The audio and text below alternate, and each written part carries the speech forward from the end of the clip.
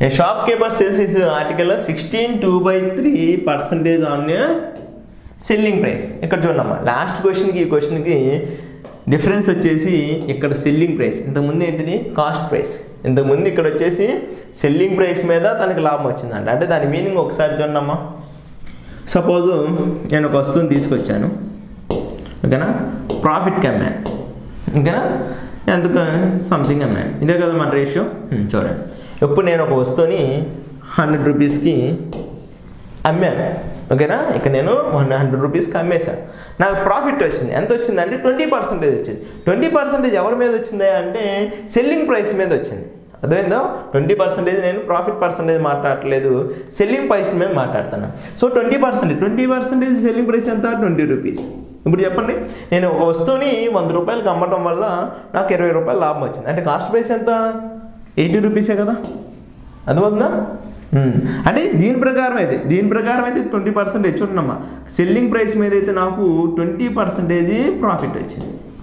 అదే cost price మీద ఎంత వచ్చిందో చూద్దామా. చూడండి, ఎంత వచ్చింది ప్రాఫిట్? 80 రూపీస్ తీసుకొచ్చాను, 20 రూపీస్ లాభం వచ్చింది.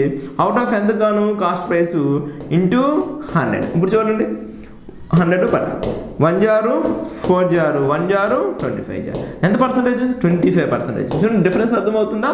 అంటే కాస్ట్ ప్రైస్ మీద ఏమో 25% వచ్చింది, సెల్లింగ్ ప్రైస్ మీదేమో 20% వచ్చింది. ఓకేనా?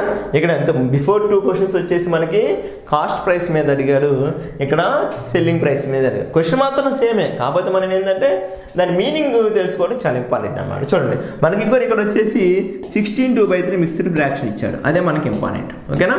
సో 16/2/3 అంటే ఎంత? 1/6 పార్ట్. ఓకేనా? కాకపోతే ఇంతకుముందు ఇక్కడ డెనామినేటర్లు ఏంటిది? మనం కాస్ట్ ప్రైస్ అన్నాం, ఇక్కడ ఏంది? ప్రాఫిట్ ఆన్ కాస్ట్ ప్రైస్, అంటే ఇది కాస్ట్ ప్రైస్ అయ్యింది. కానీ ఇక్కడ ఏమన్నాడు? ప్రాఫిట్ ఆన్ సెల్లింగ్ ప్రైస్ అన్నాడు. సో డినామినేటర్లో వచ్చేసి సెల్లింగ్ పార్ట్, ఓకేనా, పైన నోమినేటర్లో వచ్చేసి ప్రాఫిట్ అయితే ప్రాఫిట్, లాస్ అయితే లాస్. ఓకేనా? అర్థమైందా? ఇక్కడ ప్రాఫిట్ ఆన్ సెల్లింగ్ ప్రైస్ అయితే డినామినేటర్లో వచ్చే నెంబర్ సెల్లింగ్ ప్రైస్, ఓకేనా. ప్రాఫిట్ అండ్ కాస్ట్ ప్రైస్ అయితే డినామినేటర్లో వచ్చేది కాస్ట్ ప్రైస్, అంతే, అంతకంటే ఏం లేదు క్వశ్చన్. ఓకేనా? అప్పుడు చేయండి, cost price, profit, selling price. Selling price ఎంత? ఇక్కడ 6 పార్ట్స్. ప్రాఫిట్ ఎంత వచ్చింది? 1 పార్ట్ వచ్చింది. So selling price 6 parts, profit వచ్చేసి 1 పార్ట్.